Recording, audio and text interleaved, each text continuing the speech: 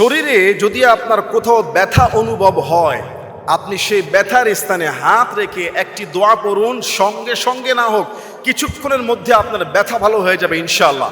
এটা নিজের পরীক্ষা শুধু আমি না, আমি যাদেরকে শিখিয়ে দিয়েছি তারাও পর্যন্ত এই পরীক্ষায় ফল পেয়েছে। এবং অনেক মুসল্লি, অনেক ভক্তদেরকে আমি অনেক সময় এই দোয়া পড়ে ঝাড়ফুঁক করেছি, তারাও সুস্থ হয়ে গিয়েছে সুবহানাল্লাহ।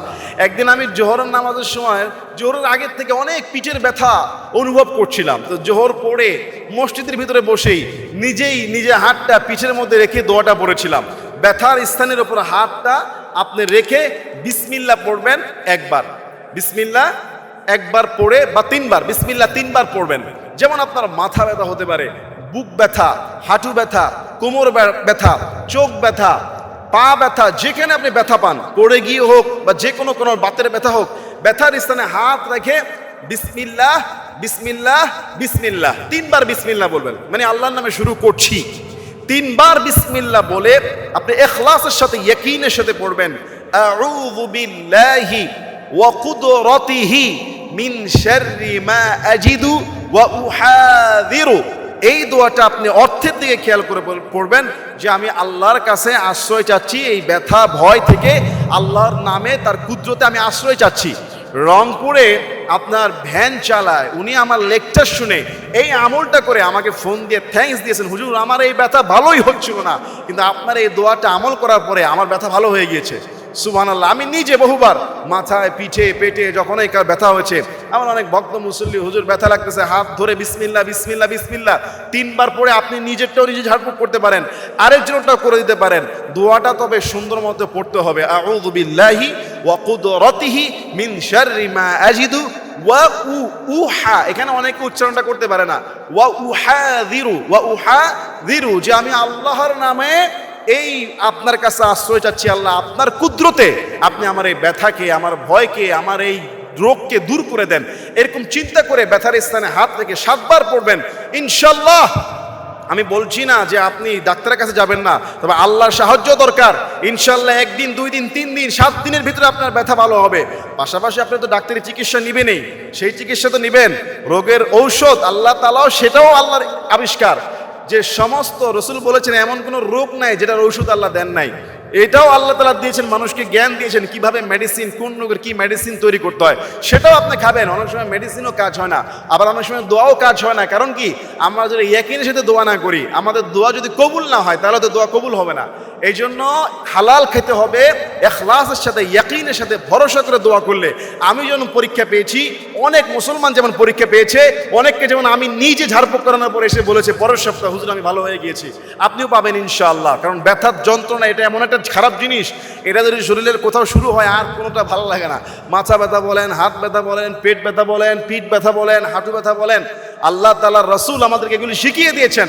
আল্লাহ যেন আমল করার তৌফিক দান করে দেয়, বলি আল্লাহুম্মা আমিন। রাতে যদি হঠাৎ আপনার ঘুম ভেঙে যায়, তাহলে বুঝবেন যে আল্লাহ তাআলা আপনাকে দারুণ একটা সুযোগ দিয়েছে। কেননা হাদিসের মধ্যে এসেছে, কারো যদি হঠাৎ রাতের বেলা ঘুম ভেঙে যায়, সেজন্য একটা দোয়া পড়ে, এবং সেই দোয়া পড়ার পরে সে আল্লাহর কাছে যা চাইবে আল্লাহ তাই কবুল করে ফেলবে। সুবহানাল্লাহ। অনেক সময় রাতে আমাদের ঘুম ভেঙে যায়, হতে পারে বিকট কোনো শব্দে, কিংবা আপনার কোনো ভয় পাওয়ার কারণে, বা দুঃস্বপ্ন দেখার কারণে, কিংবা আপনার কোনো হাজত লেগেছে এই জন্য।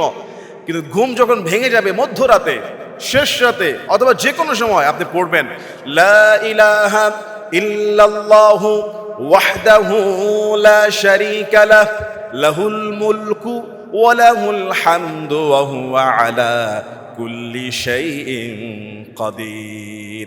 সুবহানাল্লাহি ওয়ালহামদুলিল্লাহি ওয়া লা ইলাহা ইল্লাল্লাহু ওয়াল্লাহু আকবার ওয়া লা হাওলা ওয়া লা কুওয়াতা ইল্লা বিল্লাহ। এই যে দোয়াটা আমি পড়লাম, এইটা কিন্তু 1 মিনিটও সময় লাগে নাই। যদি আপনি ধীরে ধীরে পড়েন, আরো বানান করে পড়েন, 2 মিনিট লাগবে। কেউ যদি রাতের বেলা হঠাৎ ঘুম ভাঙার পরে আল্লাহর প্রশংসামূলক এই তাসবিহগুলো পড়ে, এই দোয়াটা পড়ার পরে যেন সে তার জীবনের সবচেয়ে চাওয়া পাওয়াগুলো হালালগুলো যেন আল্লাহর কাছে বলে, আল্লাহুম্মা গফিরলি, আল্লাহ তুমি আমাকে ক্ষমা করে দাও। এরপরে যদি আপনার রিজিকের প্রয়োজন হয়, সুস্থতার প্রয়োজন হয়, আপনার অভাব মেটানোর প্রয়োজন হয়, কোনো স্বপ্ন থাকে, এই যে আপনি আল্লাহকে বলেন। এই আমলটা কয়জনে করে? আর শেষ রাতের দিকে আল্লাহ এমনি হাদিসের মধ্যে এসেছে, প্রতিদিন রাতের শেষ দিকে আল্লাহ তাআলা জমিনের দুনিয়ার আসমানে প্রথম আসমানে চলে আসে। আল্লাহু আকবার কাবীরা। এই জন্য রাতের বেলা যদি হঠাৎ কারো ঘুম ভেঙে যায়, এই দোয়াটা পড়ে আপনি আল্লাহর কাছে দোয়া শুরু করে দেবেন। এই জন্য রাতে ঘুমানোর সময় আপনি ওযু করে ঘুমাবেন, আপনি ডান কাত হয়ে ঘুমাবেন, ঘুমের দোয়া পড়ে ঘুমাবেন। ঘুমানোর সময় আল্লাহুম্মা বিসমিকা আমুতু ওয়া আহইয়া পড়বেন। ঘুম থেকে জেগে আবার সেখানে দোয়া আছে, আল্লাহর নিয়ামতের শুকরিয়া। কেননা এই ঘুমটাই হতে পারতো আমার আপনার জীবনের শেষ ঘুম। অনেক মানুষ আছে ঘুমিয়ে গেলে আর উঠে না, চিরস্থায়ী ঘুমিয়ে যায়। কিন্তু আমরা যেহেতু ঘুম থেকে আরেকবার উঠি, আল্লাহর প্রশংসা, আলহামদুলিল্লাহিল্লাযী আহইয়ানা বা'দা মা আমাতানা ওয়া ইলাইহিন নুশুর। দোয়া করবেন। মাঝরাতে হঠাৎ যখন ঘুম ভেঙে যাবে পড়বেন, লা ইলাহা ইল্লাল্লাহ ওয়াহদাহু লা শারীকা লাহ, লাহুল মুলকু ওয়া লাহুল হামদু ওয়া হুয়া আলা কুল্লি শাইইন কাদির। সুবহানাল্লাহ ওয়ালহামদুলিল্লাহ ওয়া লা ইলাহা ইল্লাল্লাহু ওয়াল্লাহু আকবার ওয়া লা হাওলা ওয়া লা কুওয়াতা ইল্লা বিল্লাহ। সুন্দর এই তাসবিহ, যেখানে আল্লাহর প্রশংসা, আল্লাহর একাকিত্ব, আমি যে শিরক মুক্ত একাত্মবাদ আল্লাহর গোলাম, সেটার স্বীকৃতি। আল্লাহু আকবার। আল্লাহ আমাদের সবাইকে আমলগুলো করার তৌফিক দান করুক, আল্লাহুম্মা আমিন। রাসূল সাল্লাল্লাহু আলাইহি সাল্লাম প্রতিদিন সকালবেলা আল্লাহ তাআলার কাছে তিনটা জিনিস চাইতেন। ছোট্ট একটা দোয়ার ভিতরে তিনটা জিনিস এত সুন্দরভাবে আল্লাহ নবী চাইতেন। এই দোয়াটা যদি আমরা প্রত্যেক মুসলমান নিয়মিত প্রতিদিন সকালবেলা আল্লাহর কাছে তিনটা জিনিস চেয়ে যদি পেয়ে যায়, আমার মনে হয় ওই ব্যক্তির বা আমাদের দুনিয়ার আখিরাতে আর কোনো কিছু লাগার কথা নয়।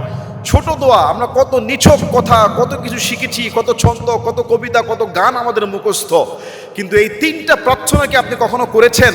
আজকে আমি আপনাদেরকে শিখিয়ে দিব কিভাবে আপনি এই দোয়াগুলো করবেন। এই দোয়াটা আপনি চাইলে মুনাজাতেও বলতে পারেন, চাইলে আপনি সেজদায়, নামাজের সেজদায়, নফল নামাজের সেজদায়, তাহাজ্জুদের সেজদায়, কিংবা ফজরের পরে যে আপনি ইশরাক পড়েন সেখানেও পড়তে পারেন। আল্লাহর হাবিব সাল্লাল্লাহু আলাইহি সাল্লাম ওই দোয়াটার মধ্যে এক নম্বরে কি চেতেন?